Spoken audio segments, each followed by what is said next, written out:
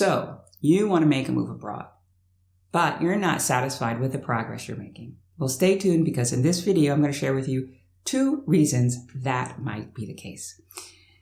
Thank you so much for joining me today. If you've already subscribed to my channel, thank you. If you have not yet, please consider doing so and clicking that notification bell. I'm Patricia Brooks, and 5 years ago, I left my project management job and I moved to the south of France.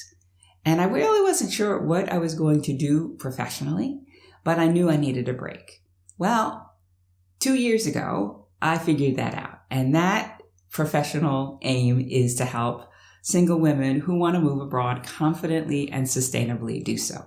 And in the course of my work in coaching these women, I learned a lot about the reasons why people are struggling to make a move abroad, what things hold them back. And in this video, I'm going to share with you 2 of them. So a few months ago, I had a client who was working to move to France. And we had a coaching call where she said that she wanted to work on getting rid of things in her house because she had a lot of things and that was stressing her out. And so we talked about what she wanted to work on in the upcoming week that would help move this forward.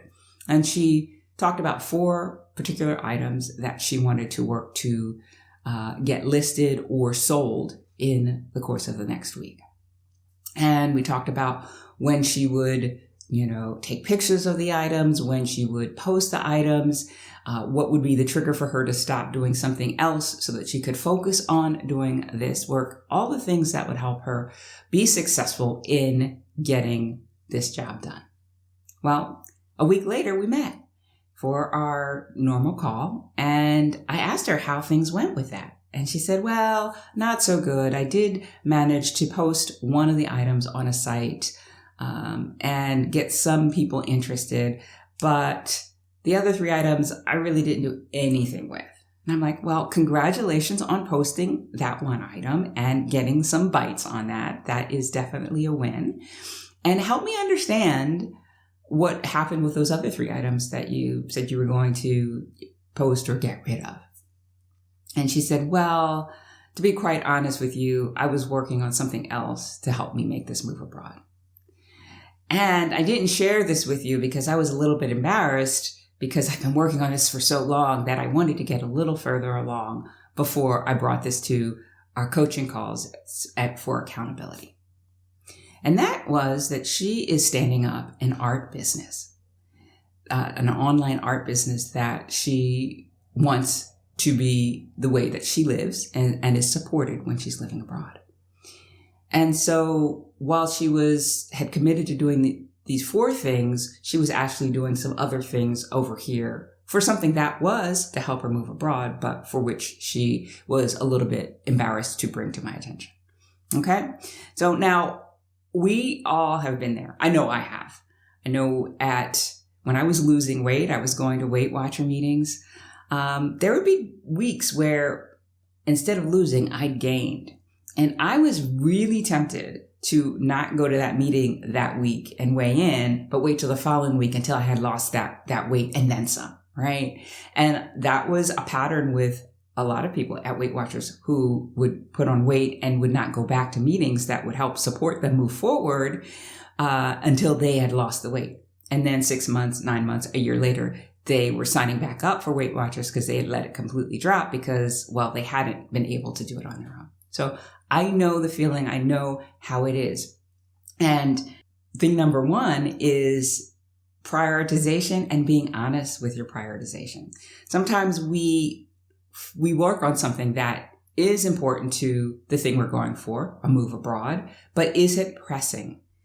And we do that thing because it's an easier thing, or we say that we're going to do that thing because it's an easier thing to work on than the thing that is more pressing. And so we had this really good conversation, and it was clear that for her to move abroad and for her to meet her date, she had to be earning a certain amount of money in this business. And so it really made sense to focus on building the business. And so that's where we turned our focus to in that call. All right. So thing number 1 is proper prioritization. So how do you do that? Well, if you have a set date that you are working toward to make your move abroad, you need to list all the things that need to get done and the things that have hard deadlines. Like if you're not going to be able to move abroad until you're earning a certain amount of money with your business, that's something you need to do and need to be working on. Or if it's you're building your business, but you need to have a certain amount of savings so that you have this runway so that when you're building your business abroad, you can live and eat, right? That is a big priority.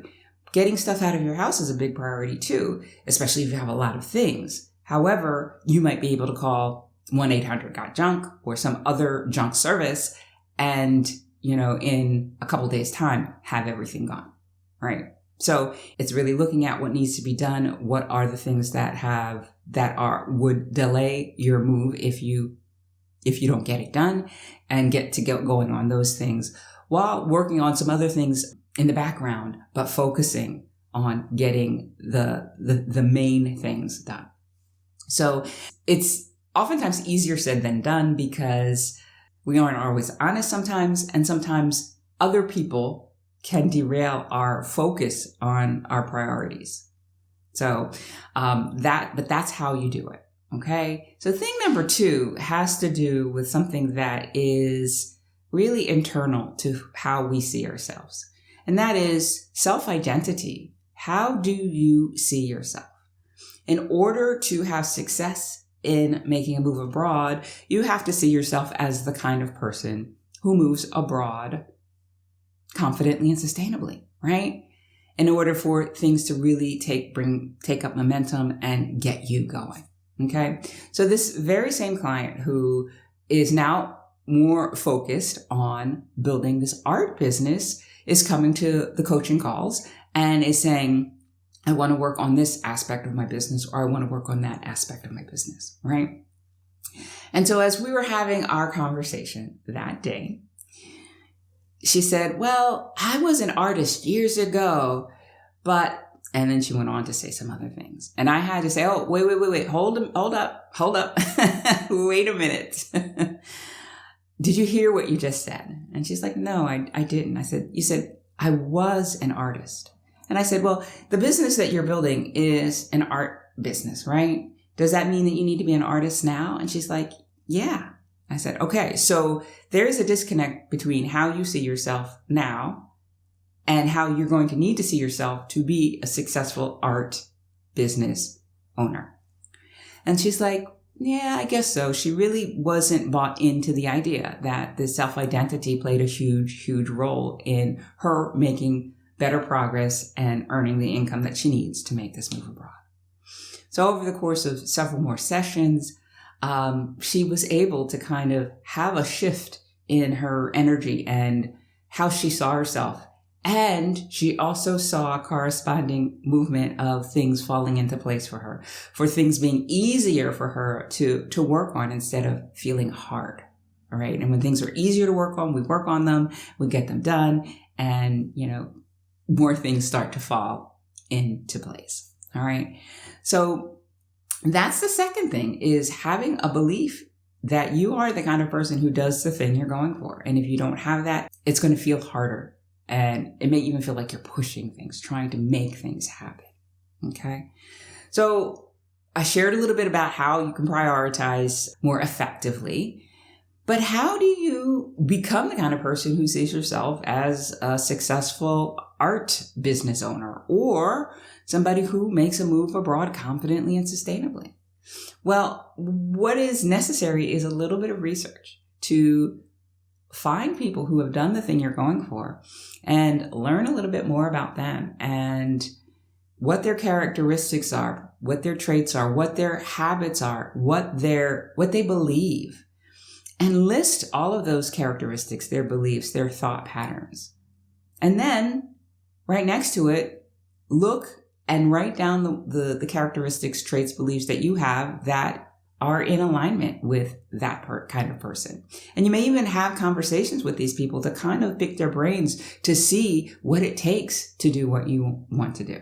And then once you've got your list and you have compared yourself to the list, you can kind of say, oh, I really need to change this belief about people liking my art, or I really need to go to bed earlier because that will allow me to get up earlier and do this art and have time to also do the marketing or whatever the case is, right? And so then you can put a plan in place to create those new habits, to strengthen those beliefs that will shift your self-identity from somebody who doesn't see themselves as the kind of person who moves abroad confidently and sustainably, or who starts a successful, financially successful art business, and then you can move forward. Now, I want to give you an example of this. I started learning French about 2.5, 3 years before I moved to France. And it was a big motivator for me. That's one of the reasons I'm here, because I love the French language. And when I got here, I did not consider myself fluent. I could understand slow-spoken French. I could communicate fairly well, but I didn't call myself fluent. I took a 6-month class here, and that helped me as well. But it wasn't until I had a conversation with a car insurance agent on the telephone that I had this shift, and I called myself a French speaker, a fluent French speaker. And that was because I had this rather complex conversation. Insurance is not easy. And the agent was able to break down the technical terms in a way that I understood. I was able to explain exactly what I was looking for. And we had this great conversation. I had insurance for the car I was getting ready to buy. And it all turned out great. And when I hung up the phone, I was like, oh, I'm a French speaker. So that changed the way I showed up when I was communicating in French. I went to a hardware store and I was looking for a bigger pot for one of my plants. And I needed that pot to have holes in it. But the pots that I just saw on the shelf didn't have any holes. So instead of leaving and going to another store to look for a pot with holes, I asked the guy, I said, do you have any pots with holes in it in the bottom? And he's like, no. And I said, well, what do people do here? Don't people have plants that need to, have this drainage? He says, yeah, we have a little workshop where, you can pick the pot you want and then somebody could drill holes in the bottom of it.